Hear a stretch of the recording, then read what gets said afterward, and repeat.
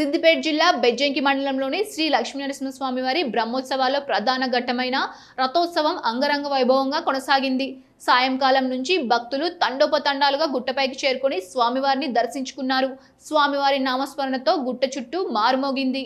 మొక్కులు చెల్లింపులో భాగంగా భక్తులు దివీటీలను వెలిగిస్తూ కోళ్లను మరియు ఇతర కానుకలను సమర్పిస్తూ స్వామివారికి జేజేలు పలికారు. గుట్ట చుట్టూ వెలిగిన దివీటీల కాంతులు ఆకాశం నుంచి నక్షత్రాలు దిగివచ్చినట్టు అద్భుత దృశ్యాన్ని సృష్టించాయి. భక్తుల భజనలు, గోవిందనామస్మరణలు ఆధ్యాత్మిక వాతావరణాన్ని మరింత ఘనంగా మలిచాయి.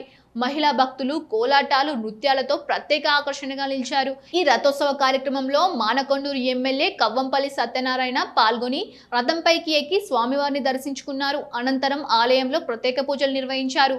ఈ సందర్భంగా ఆలయ కమిటీ చైర్మన్ జెల్ల ప్రభాకర్, సభ్యులు, వేద పండితులు వేద మంత్రోచ్చారణల మధ్య ఎమ్మెల్యేను ఘనంగా సన్మానించారు. అలాగే మాజీ ఎమ్మెల్యే ఆరపల్లి మోహన్ కూడా రథంపై ఉన్న స్వామివారిని దర్శించుకొని ప్రత్యేక పూజలు చేశారు. రథోత్సవ సందర్భంగా ఎలాంటి అవాంఛనీయ ఘటనలు జరగకుండా పోలీసులు కట్టుదిట్టమైన బందోబస్తు ఏర్పాటు చేశారు.